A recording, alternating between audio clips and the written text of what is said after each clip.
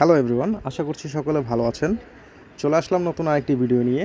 এর আগের যে ভিডিওগুলো দেখেছিলেন সেটি হচ্ছে আমাদের হাঁসের বাচ্চার ব্রুডিংয়ের সময়কার ভিডিওগুলো, এবং সেই ভিডিওটা ছিল আমাদের অন্য আরেকটি শেডের।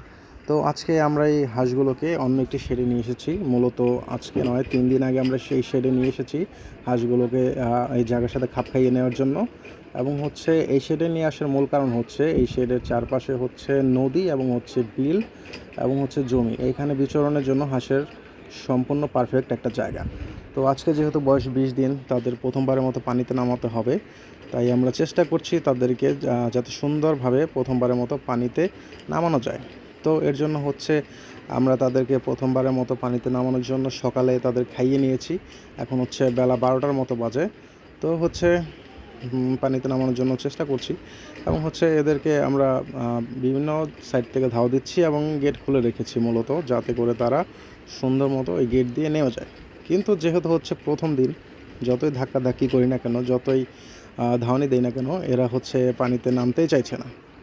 তো এটার জন্য এখন কিছু একটা তো পন্থা অবলম্বন করতেই হবে। তো যাই হোক, বিভিন্ন জনে বিভিন্নভাবে পানিতে নামানোর চেষ্টা করে। তো সবচেয়ে সহজ এবং সিম্পল মেথড যেটা হচ্ছে সেটা হচ্ছে আমরা এখন একটা নেট নিব এবং এদেরকে চারদিক দিয়ে ঘিরবো, যাতে করে এটা হচ্ছে বাচ্চাগুলো একটা কমপ্লেক্সের মধ্যে থাকে এবং আমরা তাদেরকে তার দিয়ে বের করতে পারি। তো দেখতে পাচ্ছেন এদেরকে আমরা চারদিক দিয়ে ঘিরেছি, কিন্তু হচ্ছে তারা সাইড দিয়ে ফাঁকা পেয়ে অর্ধেকের বেশি হাঁসগুলো হচ্ছে বাইরে চলে গিয়েছে। তো বলে রাখা ভালো, আমাদের এই শেডে হচ্ছে বাচ্চা 500 আছে। এই 500 বাচ্চাগুলোকে হচ্ছে আমরা আজকে এখন পানিতে নামাবো। তো দেখতেই পাচ্ছেন এদেরকে পানিতে নামানোর চেষ্টা করছি, এরা বিভিন্ন জায়গায় লুকিয়ে যাচ্ছে। এই বাচ্চাটা লুকিয়ে গেছে, এটাকে বের করে দিতে হবে। যাই হোক, বের করে দিলাম। এবং হচ্ছে এরা হচ্ছে পানিতে নামতে চাইছে না। এরা প্রথম দিন তো, তাই হচ্ছে পানিতে নামতে চাচ্ছে না। কিন্তু এদের যখন বয়স হচ্ছে 1.5 মাস হবে বা 2 মাস হবে, তখন এদেরকে পানি থেকে উঠানোটা টাফ হয়ে যাবে। এই হচ্ছে হচ্ছে কি বলবো, এটাই হচ্ছে মূলত নিয়ম বা যাই বলি না কেন। তো বাচ্চারা হচ্ছে প্রথমবারের মতো বের হতে চায় না, তারা হচ্ছে মায়ের কোলেই থাকতে চায়। তো পরবর্তীতে তাদেরকে ঘরে রাখাটাও টাফ হয়ে যায়। সেম ক্ষেত্রে এদেরটাও কাজ করে।